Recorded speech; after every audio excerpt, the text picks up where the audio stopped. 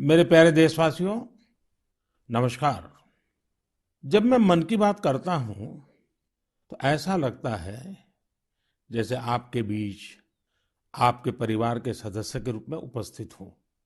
हमारी छोटी छोटी बातें जो एक दूसरे को कुछ सिखा जाए, जीवन के खट्टे मीठे अनुभव जो जी भर के जीने की प्रेरणा बन जाए, बस यही तो है मन की बात। आज 2021 की जनवरी का आखिरी दिन है। क्या आप भी मेरी तरह ये सोच रहे हैं कि अभी कुछ ही दिन पहले तो 2021 शुरू हुआ था? लगता ही नहीं कि जनवरी का पूरा महीना बीत गया है। समय की गति इसी को तो कहते हैं। कुछ दिन पहले की ही तो बात लगती है जब हम एक दूसरे को शुभकामनाएं दे रहे थे। फिर हमने लोहड़ी मनाई, मकर संक्रांति मनाई, पोंगल, बिहू मनाया। देश के अलग अलग हिस्सों में त्योहारों की धूम रही। 23 जनवरी को हमने नेताजी सुभाष चंद्र बोस के जन्मदिन को पराक्रम दिवस के तौर पर मनाया और 26 जनवरी को गणतंत्र दिवस की शानदार परेड भी देखी। राष्ट्रपति जी द्वारा संसद के संयुक्त सत्र को संबोधन के बाद बजट सत्र भी शुरू हो गया है। इन सभी के बीच एक और कार्य हुआ जिसका हम सभी को बहुत इंतजार रहता है। ये है पद्म पुरस्कारों की घोषणा। राष्ट्र ने असाधारण कार्य कर रहे लोगों को उनकी उपलब्धियां और मानवता के प्रति उनके योगदान के लिए सम्मानित किया। इस साल भी पुरस्कार पाने वालों में वे लोग शामिल हैं जिन्होंने अलग अलग क्षेत्रों में बेहतरीन काम किया है। अपने कामों से किसी का जीवन बदला है, देश को आगे बढ़ाया है। यानी जमीनी स्तर पर काम करने वाले अनसंग हीरोज को पद्म सम्मान देने की जो परंपरा देश ने कुछ वर्ष पहले शुरू की थी, वो इस बार भी कायम रखी गई है। मेरा आप सभी से आग्रह है कि इन लोगों के बारे में, उनके योगदान के बारे में जरूर जानें। परिवार में उनके बारे में चर्चा करें। देखिएगा सबको इससे कितनी प्रेरणा मिलती है। इस महीने क्रिकेट पिच से भी बहुत अच्छी खबर मिली। हमारी क्रिकेट टीम ने शुरुआती दिक्कतों के बाद शानदार वापसी करते हुए ऑस्ट्रेलिया में सीरीज जीती। हमारे खिलाड़ियों का हार्डवर्क और टीम वर्क प्रेरित करने वाला है। इन सब के बीच दिल्ली में 26 जनवरी को तिरंगा का अपमान देख देश बहुत दुखी भी हुआ। हमें आने वाले समय को नई आशा और नवीनता से भरना है। हमने पिछले साल असाधारण संयम और साहस का परिचय दिया। इस साल भी हमें कड़ी मेहनत करके अपने संकल्पों को सिद्ध करना है। अपने देश को और तेज गति से आगे ले जाना है। मेरे प्यारे देशवासियों, इस साल की शुरुआत के साथ ही कोरोना के खिलाफ हमारी लड़ाई को भी करीब करीब एक साल पूरा हो गया है। जैसे कोरोना के खिलाफ भारत की लड़ाई एक उदाहरण बनी है, वैसे ही अब हमारा वैक्सीनेशन प्रोग्राम भी दुनिया में एक मिसाल बन रहा है। आज भारत दुनिया का सबसे बड़ा कोविड वैक्सीन प्रोग्राम चला रहा है। आप जानते हैं और भी ज्यादा गर्व की बात क्या है? हम सबसे बड़े वैक्सीन प्रोग्राम के साथ ही दुनिया में सबसे तेज गति से अपने नागरिकों का वैक्सीनेशन भी कर रहे हैं। सिर्फ 15 दिन में भारत अपने 30 लाख से ज्यादा कोरोना वॉरियर का टीकाकरण कर चुका है, जबकि अमेरिका जैसे समृद्ध देश को इसी काम में 18 दिन लगे थे और ब्रिटेन को 36 दिन। साथियों, मेड इन इंडिया वैक्सीन आज भारत की आत्मनिर्भरता का तो प्रतीक है ही, भारत के आत्मगौरव का भी प्रतीक है। नमो ऐप पर यूपी से भाई हिमांशु यादव ने लिखा है कि मेड इन इंडिया वैक्सीन से मन में एक नया आत्मविश्वास आ गया है। मदुरई से कीर्ति जी लिखती हैं कि उनके कई विदेशी दोस्त उनको मैसेज भेजकर भारत का शुक्रिया अदा कर रहे हैं। कीर्ति जी के दोस्तों ने उन्हें लिखा है कि भारत ने जिस तरह कोरोना से लड़ाई में दुनिया की मदद की है, उससे भारत के बारे में उनके मन में इज्जत और भी बढ़ गई है। कीर्ति जी, देश का ये गौरवगान सुनकर मन की बात के श्रोताओं को भी गर्व होता है। आजकल मुझे भी अलग अलग देशों के राष्ट्रपति और प्रधानमंत्रियों की तरफ से भारत के लिए ऐसे ही संदेश मिलते हैं। आपने भी देखा होगा, अभी ब्राजील के राष्ट्रपति ने ट्वीट करके जिस तरह से भारत को धन्यवाद दिया है, वो देखकर हर भारतीय को कितना अच्छा लगा। हजारों किलोमीटर दूर दुनिया के दूर सुदूर कोने के निवासियों को रामायण के उस प्रसंग की इतनी गहरी जानकारी है, उनके मन पर गहरा प्रभाव है। ये हमारी संस्कृति की विशेषता है। साथियों, इस वैक्सीनेशन कार्यक्रम में आपने एक और बात पर अवश्य ध्यान दिया होगा। संकट के समय में भारत दुनिया की सेवा इसलिए कर पा रहा है क्योंकि भारत आज दवाओं और वैक्सीन को लेकर सक्षम है, आत्मनिर्भर है। यही सोच आत्मनिर्भर भारत अभियान की भी है। भारत जितना सक्षम होगा, उतनी ही अधिक मानवता की सेवा करेगा, उतना ही अधिक लाभ दुनिया को होगा। मेरे प्यारे देशवासियों, हर बार आपके ढेर सारे पत्र मिलते हैं। नमो ऐप और माय गॉव पर आपके मैसेजेस, फोन कॉल्स के माध्यम से आपकी बातें जानने का अवसर मिलता है। इन्हीं संदेशों में एक ऐसा भी संदेश है जिसने मेरा ध्यान खींचा। ये संदेश है बहन प्रियंका पांडे जी का। 23 साल की बेटी प्रियंका जी हिंदी साहित्य की विद्यार्थिनी है और बिहार के सिवान में रहती है। प्रियंका जी ने नमो ऐप पर लिखा है कि वो देश के 15 घरेलू पर्यटन स्थलों पर जाने के मेरे सुझाव से बहुत प्रेरित हुई थी। इसलिए 1 जनवरी को वो एक जगह के लिए निकली जो बहुत खास थी। वे जगह थी उनके घर से 15 किलोमीटर दूर देश के पहले राष्ट्रपति डॉक्टर राजेंद्र प्रसाद जी का पैतृक निवास। प्रियंका जी ने बड़ी सुंदर बात लिखी है कि अपने देश की महान विभूतियों को जानने की दिशा में उनका ये पहला कदम था। प्रियंका जी को वहां डॉक्टर राजेंद्र प्रसाद जी द्वारा लिखी गई पुस्तकें मिली, अनेक ऐतिहासिक तस्वीरें मिली। वाकई प्रियंका जी, आपका यह अनुभव दूसरों को भी प्रेरित करेगा। साथियों, इस वर्ष से भारत अपनी आजादी के 75 वर्ष का समारोह अमृत महोत्सव शुरू करने जा रहा है। ऐसे में यह हमारे उन महानायकों से जुड़ी स्थानीय जगहों का पता लगाने का बेहतरीन समय है, जिनकी वजह से हमें आजादी मिली। साथियों, हम आजादी के आंदोलन और बिहार की बात कर रहे हैं, तो मैं नमो ऐप पर ही की गई एक और टिप्पणी की भी चर्चा करना चाहूंगा। मुंगेर के रहने वाले जयराम विप्लव जी ने मुझे तारापुर शहीद दिवस के बारे में लिखा है। 15 फरवरी 1932 को देशभक्तों की एक टोली के कई वीर नौजवानों की अंग्रेजों ने बड़ी ही निर्ममता से हत्या कर दी थी। उनका एकमात्र अपराध यह था कि वे वंदे मातरम और भारत माँ की जय के नारे लगा रहे थे। मैं उन शहीदों को नमन करता हूँ और उनके साहस का श्रद्धापूर्वक स्मरण करता हूँ। मैं जयराम विप्लव जी को धन्यवाद देना चाहता हूँ। वे एक ऐसी घटना को देश के सामने लेकर आए जिस पर उतनी चर्चा नहीं हो पाई जितनी होनी चाहिए थी। मेरे प्यारे देशवासियों, भारत के हर हिस्से में, हर शहर, कस्बे और गांव में आजादी की लड़ाई पूरी ताकत के साथ लड़ी गई थी।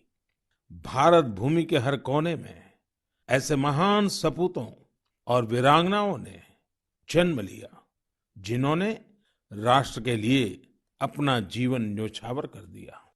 ऐसे में यह बहुत महत्वपूर्ण है कि हमारे लिए किए गए उनके संघर्षों और उनसे जुड़ी यादों को हम संजो कर रखें और इसके लिए उनके बारे में लिखकर हम अपनी भावी पीढ़ियों के लिए उनकी स्मृतियों को जीवित रख सकते हैं।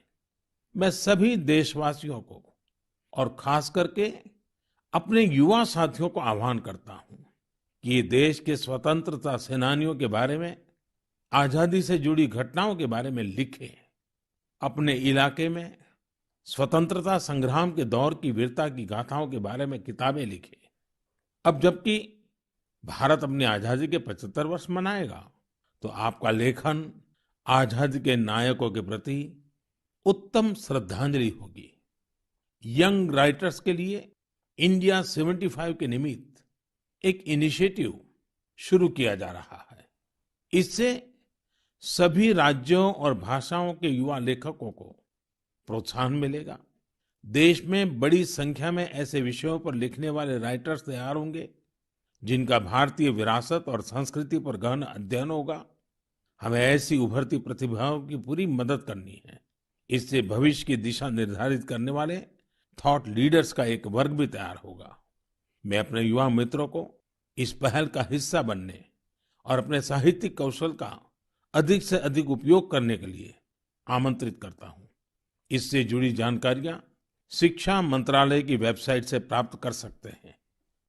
मेरे प्यारे देशवासियों, मन की बात में श्रोताओं को क्या पसंद आता है, ये आप ही बेहतर जानते हैं। लेकिन मुझे मन की बात में सबसे अच्छा ये लगता है कि मुझे बहुत कुछ जानने, सीखने और पढ़ने को मिलता है। एक प्रकार से परोक्ष रूप से आप सबसे जुड़ने का अवसर मिलता है। किसी का प्रयास, किसी का जज्बा, किसी का देश के लिए कुछ कर गुजर जाने का जुनून, यह सब मुझे बहुत प्रेरित करते हैं, ऊर्जा से भर देते हैं। हैदराबाद के बोयिनपल्ली में एक स्थानीय सब्जी मंडी किस तरह अपने दायित्व को निभा रही है, ये पढ़कर भी मुझे बहुत अच्छा लगा। हम सब ने देखा है कि सब्जी मंडियां में अनेक वजहों से काफी सब्जी खराब हो जाती है। ये सब्जी इधर-उधर फैलती हैं, गंदगी भी फैलाती हैं। लेकिन बोयिनपल्ली की सब्जी मंडी ने तय किया कि हर रोज बचने वाली इन सब्जियों को ऐसे ही फेंका नहीं जाएगा। सब्जी मंडी से जुड़े लोगों ने तय किया इससे बिजली बनाई जाएगी। बेकार हुई सब्जियों से बिजली बनाने के बारे में शायद ही आपने कभी सुना हो। यही तो इनोवेशन की ताकत है। आज बोयिनपल्ली की मंडी में पहले जो वेस्ट था, आज उसी से वेल्थ क्रिएट हो रही है। यही तो कचरे से कंचन बनाने की यात्रा है।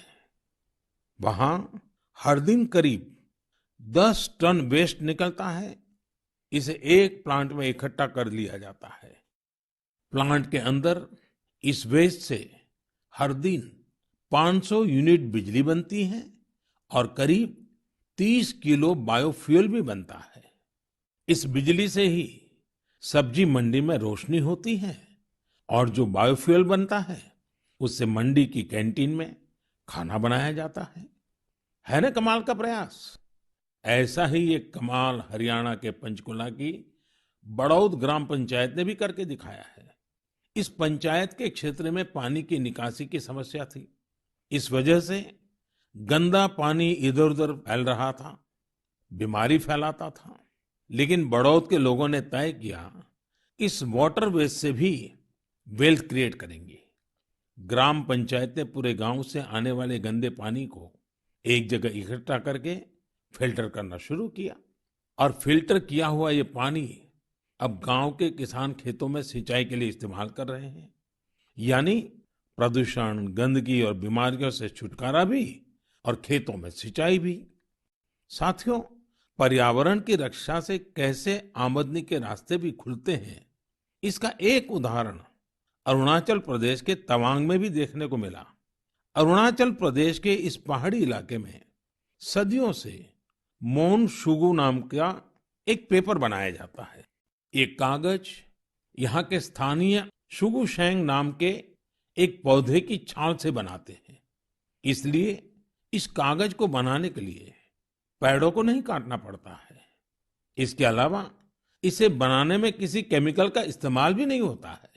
यानी ये कागज पर्यावरण के लिए भी सुरक्षित है और स्वास्थ्य के लिए भी। एक वो भी समय था जब इस कागज का निर्यात होता था, लेकिन जब आधुनिक तकनीक से बड़ी मात्रा में कागज बनने लगे तो ये स्थानीय कला बंद होने की कगार पर पहुंच गई। अब एक स्थानीय सामाजिक कार्यकर्ता गोम्बू ने इस कला को पुनर्जीवित करने का प्रयास किया है। इससे यहाँ के आदिवासी भाई बहनों को रोजगार भी मिल रहा है। मैंने एक और खबर केरल की देखी है जो हम सभी को अपने दायित्वों का एहसास कराती है। केरल के कोट्टयम में एक दिव्यांग बुजुर्ग हैं, एनएस राजप्पन साहब। राजप्पन जी पैरालिसिस के कारण चलने में असमर्थ हैं, लेकिन इससे स्वच्छता के प्रति उनके समर्पण में कोई कमी नहीं आई है। वो पिछले कई सालों से नाव से वेम्बनाड झील में जाते हैं और झील में फेंकी गई प्लास्टिक की बोतलें बाहर निकाल करके ले आते हैं। सोचिए, राजप्पन जी की सोच कितनी ऊंची है। हमें भी राजप्पन जी से प्रेरणा लेकर स्वच्छता के लिए जहां संभव हो अपना योगदान देना चाहिए। मेरे प्यारे देशवासियों, कुछ दिन पहले आपने देखा होगा, अमेरिका के सैन फ्रांसिस्को से बंगलुरु के लिए एक नॉन स्टॉप फ्लाइट की कमान भारत की 4 विमेन पायलट्स ने संभाली। 10,000 किलोमीटर से भी ज्यादा लंबा सफर तय करके ये फ्लाइट 225 से अधिक यात्रियों को भारत लेकर आई। आपने इस बार 26 जनवरी की परेड में भी गौर किया होगा, जहां भारतीय वायुसेना की 2 विमेन ऑफिसर्स ने नया इतिहास रच दिया है। क्षेत्र कोई भी हो, देश की महिलाओं की भागीदारी लगातार बढ़ रही है। लेकिन अक्सर हम देखते हैं कि देश के गांवों में हो रहे इसी तरह के बदलाव की उतनी चर्चा नहीं हो पाती। इसलिए जब मैंने एक खबर मध्य प्रदेश के जबलपुर की देखी तो मुझे लगा कि इसका जिक्र तो मुझे मन की बात में जरूर करना चाहिए। ये खबर बहुत प्रेरणा देने वाली है। जबलपुर के चिचगांव में कुछ आदिवासी महिलाएं एक राइस मिल में दिहाड़ी पर काम करती थी। कोरोना वैश्विक महामारी ने जिस तरह दुनिया के हर व्यक्ति को प्रभावित किया, उसी तरह ये महिलाएं भी प्रभावित हुई। उनकी राइस मिल में काम रुक गया। स्वाभाविक है कि इससे आमदनी की भी दिक्कत आने लगी, लेकिन ये निराश नहीं हुई। इन्होंने हार नहीं मानी। इन्होंने तय किया कि ये साथ मिलकर अपनी खुद की राइस मिल शुरू करेगी। जिस मिल में ये काम करती थी, वो अपनी मशीन भी बेचना चाहती थी। इनमें से मीना रहंगडाले जी ने सब महिलाओं को जोड़कर स्वयं सहायता समूह बनाया और सबने अपनी बचाई हुई पूंजी से पैसा जुटाया। जो पैसा कम पड़ा, उसके लिए आजीविका मिशन के तहत बैंक से कर्ज ले लिया। और अब देखिए, इन आदिवासी बहनों ने वही राइस मिल खरीद ली जिसमें वो कभी काम किया करती थी। आज वो अपनी खुद की राइस मिल चला रही हैं। इतने ही दिनों में इस मिल ने करीब 3 लाख रुपए का मुनाफा भी कमा लिया है। इस मुनाफे से मीना जी और उनकी साथी सबसे पहले बैंक का लोन चुकाने और फिर अपने व्यापार को बढ़ाने के लिए तैयारी कर रही हैं। कोरोना ने जो परिस्थितियां बनाई, उससे मुकाबले के लिए देश के कोने-कोने में ऐसे अद्भुत काम हुए हैं। मेरे प्यारे देशवासियों, अगर मैं आपसे बुंदेलखंड के बारे में बात करूं, तो वो कौन सी चीजें हैं जो आपके मन में आएगी? इतिहास में रुचि रखने वाले लोग इस क्षेत्र को झांसी की रानी लक्ष्मीबाई के साथ जोड़ेंगे। वहीं कुछ लोग सुंदर और शांत ओरछा के बारे में सोचेंगे। कुछ लोगों को इस क्षेत्र में पड़ने वाली अत्यधिक गर्मी की भी याद आ जाएगी। लेकिन इन दिनों यहाँ कुछ अलग हो रहा है जो काफी उत्साहवर्धक है और जिसके बारे में हमें जरूर जानना चाहिए। पिछले दिनों झांसी में 1 महीने तक चलने वाला स्ट्रॉबेरी फेस्टिवल शुरू हुआ। हर किसी को आश्चर्य होता है, स्ट्रॉबेरी और बुंदेलखंड, लेकिन यही सच्चाई है। अब बुंदेलखंड में स्ट्रॉबेरी की खेती को लेकर उत्साह बढ़ रहा है और इसमें बहुत बड़ी भूमिका निभाई है झांसी की एक बेटी गुरलीन चावला ने। लॉ की छात्रा गुरलीन ने पहले अपने घर पर और फिर अपने खेत में स्ट्रॉबेरी की खेती का सफल प्रयोग कर ये विश्वास जगाया है कि झांसी में भी ये हो सकता है। झांसी का strawberry festival stay at home concept पर जोर देता है। इस महोत्सव के माध्यम से किसानों और युवाओं को अपने घर के पीछे खाली जगह पर या छत पर टेरेस गार्डन में बागवानी करने और स्ट्रॉबेरीज उगाने के लिए प्रोत्साहित किया जा रहा है। नई टेक्नोलॉजी की मदद से ऐसे ही प्रयास देश के अन्य हिस्सों में भी हो रहे हैं। जो स्ट्रॉबेरी कभी पहाड़ों की पहचान थी, वो अब कच्छ की रेतीली जमीन पर भी होने लगी है। किसानों की आय बढ़ रही है। साथियों, स्ट्रॉबेरी फेस्टिवल जैसे प्रयोग इनोवेशन की स्पिरिट को तो प्रदर्शित करते ही हैं, साथ ही यह भी दिखाते हैं कि हमारे देश का कृषि क्षेत्र कैसे नई टेक्नोलॉजी को अपना रहा है। साथियों, खेती को आधुनिक बनाने के लिए सरकार प्रतिबद्ध है और अनेक कदम उठा भी रही है। सरकार के प्रयास आगे भी जारी रहेंगे। मेरे प्यारे देशवासियों, कुछ ही दिन पहले मैंने एक वीडियो देखा। वह वीडियो पश्चिम बंगाल के वेस्ट मिदनापुर स्थित नया पिंगला गांव के एक चित्रकार सरमुद्दीन का था। वो प्रसन्नता व्यक्त कर रहे थे कि रामायण पर बनाई उनकी पेंटिंग 2 लाख रुपए में बिकी है। इससे उनके गांव वालों को भी काफी खुशी मिली है। इस वीडियो को देखने के बाद मुझे इसके बारे में और अधिक जानने की उत्सुकता हुई। इसी क्रम में मुझे पश्चिम बंगाल से जुड़ी एक बहुत अच्छी पहल के बारे में जानकारी मिली, जिसे मैं आपके साथ जरूर साझा करना चाहूंगा। पर्यटन मंत्रालय के रीजनल ऑफिस ने महीने के शुरू में ही बंगाल के गांवों में एक इनक्रेडिबल इंडिया वीकेंड गेटवे की शुरुआत की। इसमें पश्चिम मिदनापुर, बांकुरा, बीरभूम, पुरुलिया, पूर्व बर्धमान, वहां के हस्तशिल्प कलाकारों ने विजिटर्स के लिए हैंडीक्राफ्ट वर्कशॉप आयोजित की। मुझे यह भी बताया गया कि इनक्रेडिबल इंडिया वीकेंड गेटवे के दौरान हैंडीक्राफ्ट की जो कुल बिक्री हुई, वो हस्तशिल्पकारों को बेहद प्रोत्साहित करने वाली है। देश भर में लोग भी नए नए तरीकों से हमारी कला को लोकप्रिय बना रहे हैं। ओडिशा के राउरकेला की भाग्यश्री साहू को देख लीजिए।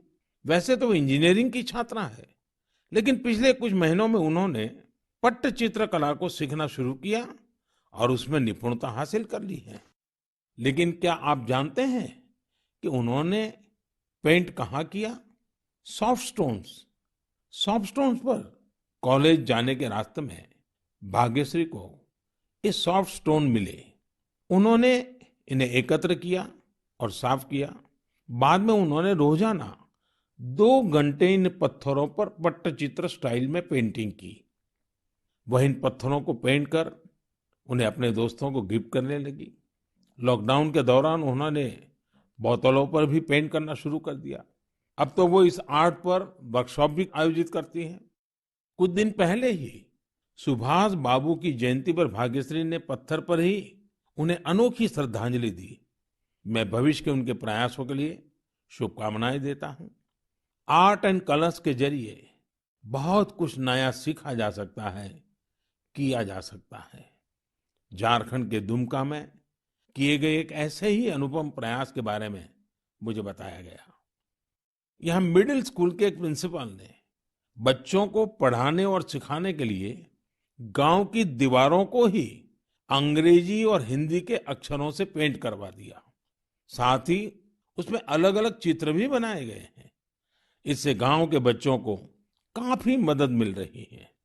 मैं ऐसे सभी लोगों का अभिनंदन करता हूं जो इस प्रकार के प्रयासों में लगे हैं। मेरे प्यारे देशवासियों, भारत से हजारों किलोमीटर दूर, कई महासागरों, महाद्वीपों के पार एक देश है जिसका नाम है चिले। भारत से चिले पहुंचने में बहुत अधिक समय लगता है, लेकिन भारतीय संस्कृति की खुशबू वहां बहुत समय पहले से ही फैली हुई है। एक और खास बात यह है कि वहां पर योग बहुत अधिक लोकप्रिय है। आपको यह जानकर अच्छा लगेगा कि चिले की राजधानी सैंटियागो में 30 से ज्यादा योग विद्यालय हैं। चिले में अंतर्राष्ट्रीय योग दिवस भी बड़े ही उत्साह से मनाया जाता है। मुझे बताया गया है कि हाउस ऑफ डेप्यूटीज में योग दिवस को लेकर बहुत ही गर्मजोशी भरा माहौल होता है। कोरोना के इस समय में इम्यूनिटी पर जोर और इम्यूनिटी बढ़ाने में योग की ताकत को देखते हुए अब वे लोग योग को पहले से कहीं ज्यादा महत्व दे रहे हैं। चिले की कांग्रेस यानी वहां की पार्लियामेंट ने एक प्रस्ताव पारित किया है। वहां 4 नवंबर को नेशनल योगा डे घोषित किया गया है। अब आप ये सोच सकते हैं कि आखिर 4 नवंबर में ऐसा क्या है। 4 नवंबर 1962 को ही चिले का पहला योग संस्थान होजे राफाल एस्ट्राडा द्वारा स्थापित किया गया था। इस दिन को नेशनल योगा डे घोषित करके एस्ट्राडा जी को भी श्रद्धांजलि दी गई है। चिले की पार्लियामेंट द्वारा यह एक विशेष सम्मान है जिस पर हर भारतीय को गर्व है। वैसे चिले की संसद से जुड़ी एक और बात आपको दिलचस्प लगेगी। चिले सीनेट के वाइस प्रेसिडेंट का नाम रविंद्रनाथ क्विंटेरॉस है। उनका यह नाम विश्व कवि गुरुदेव टैगोर से प्रेरित होकर रखा गया है।